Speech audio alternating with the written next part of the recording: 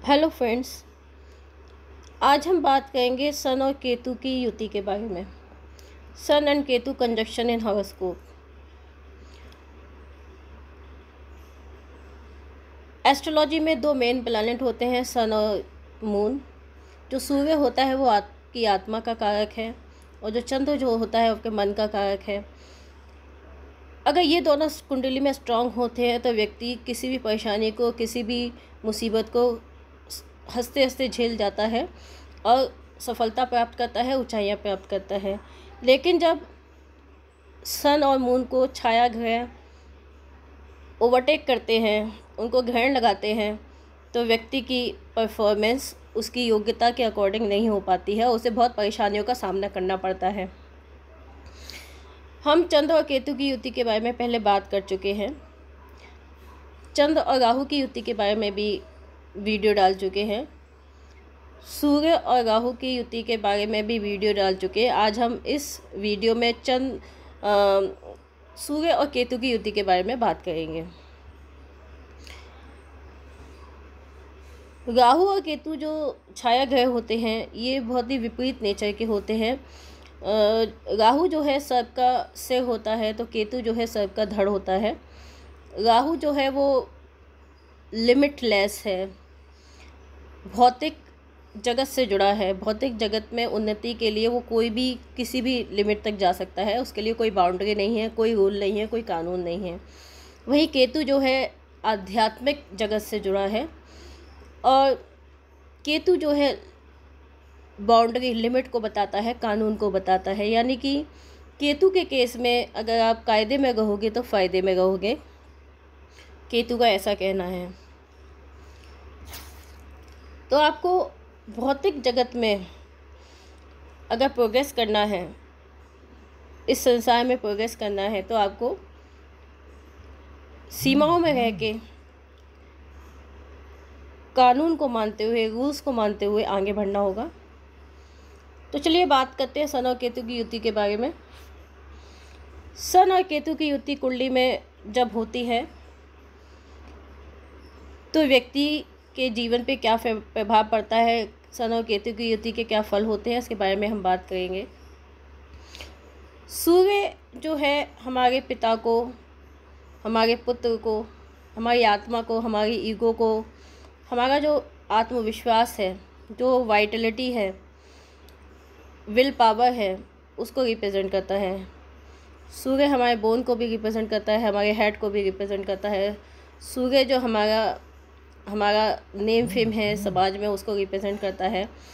सूर्य जितने भी fatherly figure होते हैं, पिता के समान जो भी व्यक्ति होते हैं, उन सभी को रिप्रेजेंट करता है। पॉलिटिक्स को रिप्रेजेंट करता है, आइज़ को, हार्ट को रिप्रेजेंट करता है, आपकी क्रिएटिव पोटेंशियल को बताता है। वही केतु जो है हेडलेस बॉडी है, ये स्पिरिचुअलिटी को रिप्रेजेंट करता है। किसी भी चीज़ का सूक्ष्म विश्लेषण करने की क्षमता देता है, मोक्ष का कारक है। ग्रैंड पेरेंट्स, नाना नानी, इनको रिप्रेजेंट करता है। हाइट, गहराई, डिटैचमेंट, सेपरेशन, लीगल, जो भी लीगल इश्यूज होते हैं, लॉ होते हैं, उनको रिप्रेजेंट करता है। इंट्यूशन पावर देता है। आयुर्वेद से रिलेटेड है ये, जितने भी अकल्ट सब्जेक्ट हैं उनसे भी रिलेटेड है। तो जब कुंडली में सन और केतु की युति होती है तब क्या होता है,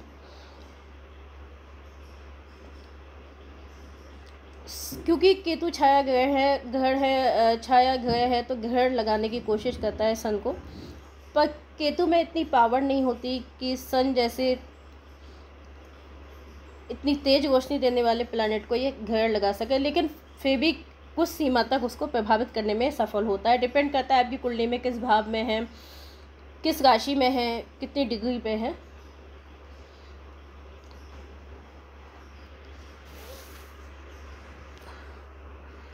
सन और केतु की युति में जो व्यक्ति होता है वो सरकार से रिलेटेड होता है, गवर्नमेंट से रिलेटेड क्षेत्र में होता है, और समाज में नेम फेम स्टेटस प्राप्त करता है। लेकिन एक सीमा के बाद, एक एज के बाद, उससे पहले जातक को जो है काफ़ी समस्याओं का काफ़ी स्ट्रगल करना पड़ता है, क्योंकि केतु जो है वो आपके अहंकार को, आपके आत्मविश्वास को कम करने की कोशिश करता है। तो इसके कारण आप जो प्रारंभिक दिन है, ख़ासतौर पे 30 तक की जो एज होती है, उस टाइम तक आप काफ़ी लो कॉन्फिडेंस रहता है आपका, आप थोड़े शाय रहते हैं, इंट्रोवर्ट होते हैं, तो आपको अपनी जो योग्यता है उसको परफॉर्म करने में परेशानी होती है।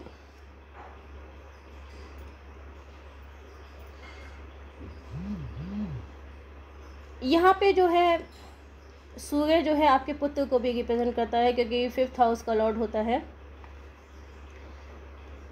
1st हाउस में उच्च का होता है, 7th हाउस में नीच का होता है, यानी कि मेष राशि में उच्च का होता है, लिब्रा राशि में नीच का होता है, और सिंह राशि इसकी अपनी राशि है। यहाँ पे जो है जातक अपने पुत्र के द्वारा परेशानी, पुत्र से संबंध खराब हो जाते हैं, पुत्र से परेशानी हो सकती है, पुत्र के कारण मुकदमेबाजी में फंस सकता है।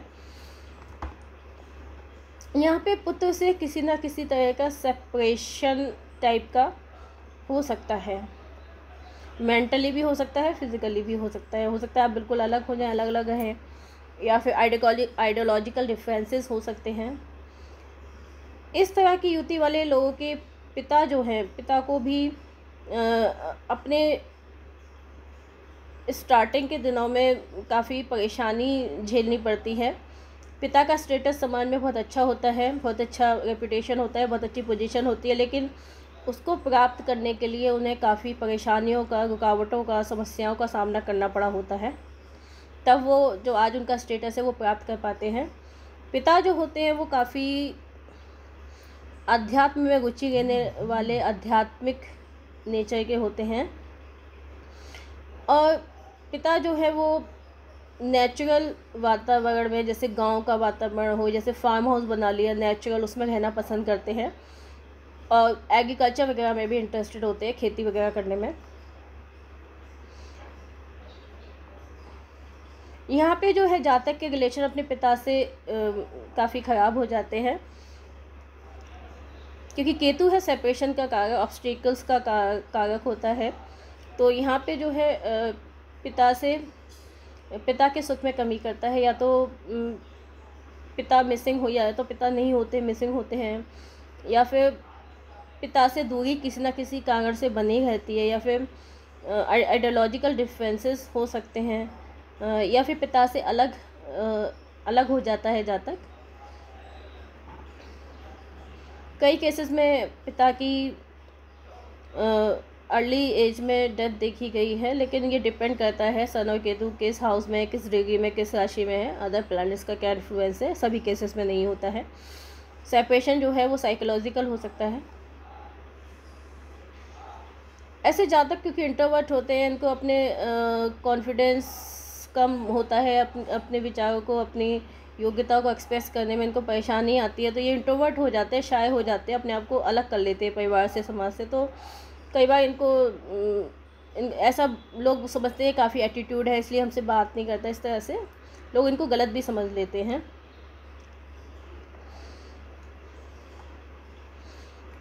इनके जो पिता होते हैं काफ़ी स्पिरिचुअली इंक्लाइंड होते हैं और वेल सेटल्ड होते हैं, क्योंकि जैसे कि मैंने बताया कि इनको 30 तक की एज तक काफ़ी परेशानी आती है, क्योंकि सेल्फ कॉन्फिडेंस लो होता है, शाइनेस होती है, एक्सप्रेस करने में अपने फीलिंग्स को प्रॉब्लम आती है। तो इस तरह के लोगों को लोग कमज़ोर समझ लेते हैं और उनका फ़ायदा भी उठाने की कोशिश करते हैं, एक्सप्लॉइट करने की कोशिश करते हैं। हर किसी के साथ हो सकता है, ऐसा ना हो, डिपेंड करता है और प्लैनेट्स की क्या पोजीशन है, और प्लैनेट्स का इसके ऊपर क्या इफ़ेक्ट है, और ये किस राशि में है, किन हाउसेस में है। लेकिन मोस्टली इस तरह के रिज़ल्ट देखे गए हैं इस युति में। अधिकतर इस तरह के लोग इस अर्ली लाइफ में काफ़ी डरपोक टाइप के होते हैं, बैंक बेंचर्स होते हैं,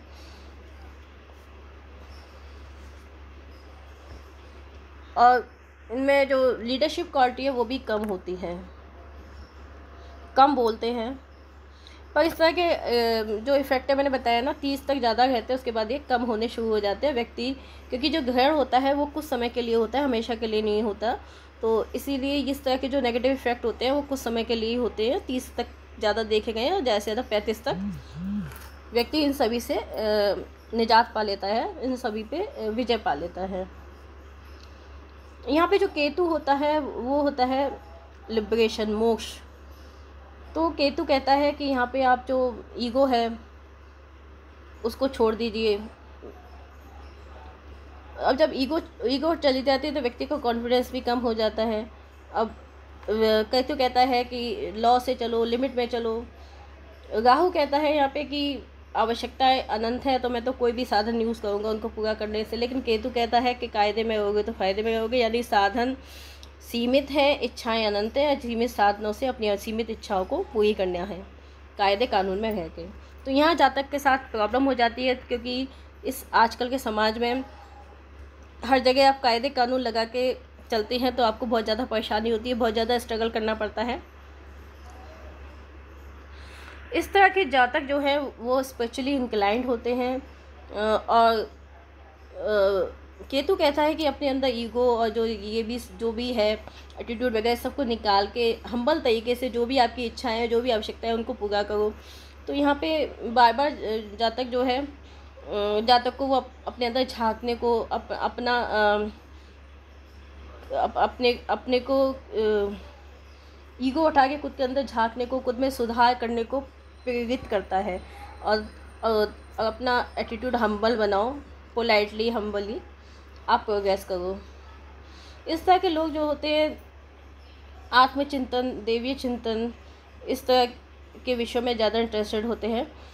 इस तरह के लोग अकल्ट सब्जेक्ट में भी इंटरेस्टेड होते हैं। एस्ट्रोलॉजी का भी इनको बेसिक नॉलेज तो होता ही है, यूजली देखा गया है ऐसा।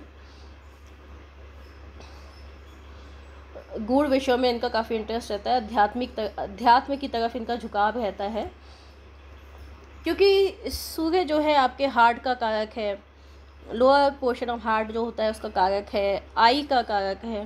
तो यहाँ पे जातक को आई इश्यूज़, हार्ट इश्यूज़ होते रहते हैं। अगर इस पे और मालिफिक इन्फ्लुएंस होता है तो सर्जरी तक की नौबत आ जाती है। केतु जो है लॉ है, लीगल है, लिमिट है। तो जातक को, जैसे कि मैंने बताया, आज के समय में आप बिल्कुल कानून के द्वारा बिल्कुल सीमा में रह के नहीं कर सकते, कुछ थोड़ा बहुत इधर उधर हो ही जाता है। तो इस कारण ये लोग जो है इनको अथॉरिटी से प्रॉब्लम आती है, लीगल इश्यूज़ आते हैं, कोर्ट कचहरी के चक्कर में पड़ जाते हैं ये।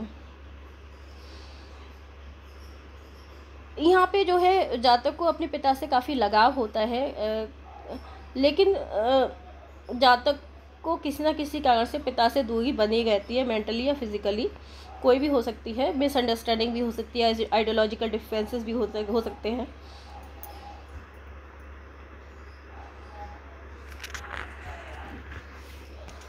इस तरह के योग में, सूर्य केतु के योग में देखा गया है कि जातक को अपनी लाइफ में काफ़ी ज़्यादा स्ट्रगल करना पड़ता है।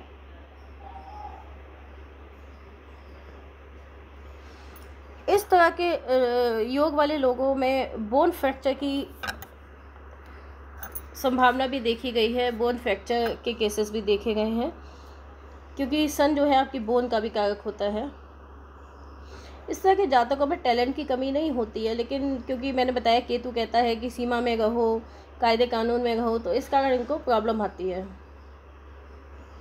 इसी कारण इनको ज़्यादा स्ट्रगल करना पड़ता है। और ये इस सबसे भी ऊपर निकल के आ जाते हैं, पर इनको बस वही है कि 30-35 की एज तक स्ट्रगल रहता ही है लाइफ में। केतु जो है आपको माइक्रो एनालिसिस करने की, सूक्ष्म विश्लेषण करने की क्षमता देता है। तो इसी कारण जो है इस तरह के नेटिव जो होते हैं काफ़ी परफेक्शनिस्ट देखे गए हैं। ये चीज़ों को काफ़ी अच्छे तरीके से करते हैं,